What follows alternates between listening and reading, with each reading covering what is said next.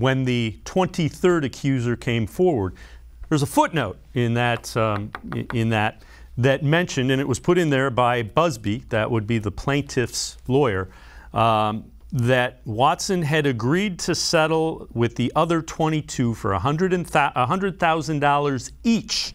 And that was in order to facilitate a trade at the trade deadline to the Miami Dolphins. Here is Mike Florio on that. Different people are going to interpret different things based upon the fact that Watson was willing to pay $100,000 to each of these 22 individuals. And there's going to be a lot of people who look at that and say, why would he have offered $100,000 if he didn't do something he shouldn't have done? But that's not a reliable conclusion. I won't support that logic.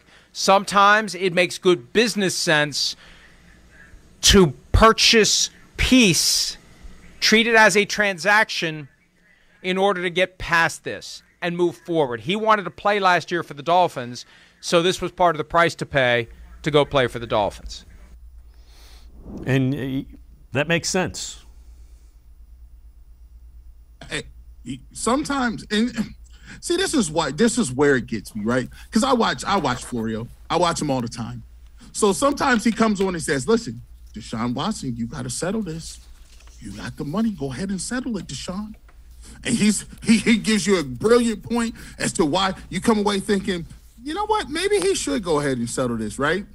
And then Florio comes back the next 2 days. You know what, Deshaun? I don't know, man.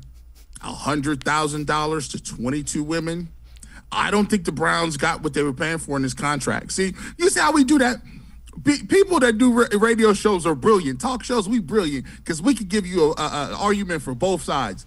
And then you have you thinking it's the right move. And as soon as he signs them contracts or their NDAs and they go away, there will be 55, 45%, anywhere between 45 and 55% of the population that either believes, A, he totally did everything everyone said, and B, he's the worst person in the world. You know why? Because he paid. Now, to some people, if you ask 30% of those people, well, what would you do in this same situation? Well, I'll probably settle too. But it's the simple fact that it's not admitting guilt. And that's where we at in the two different levels. It's civil, right? So some people are saying, listen, as long as I ain't going to jail, I don't care what your public thought is. And at a certain point in time, I'm telling you, that's what it's going to come to. Once the football games start, and that's a crazy thing about football. Football has all, like, it transcends all of your rules. Like, right? You know, we talked about people kneeling for years. As soon as them games started, and people, as soon as they started and people stopped kneeling or whatever the case may be, ratings were better than ever.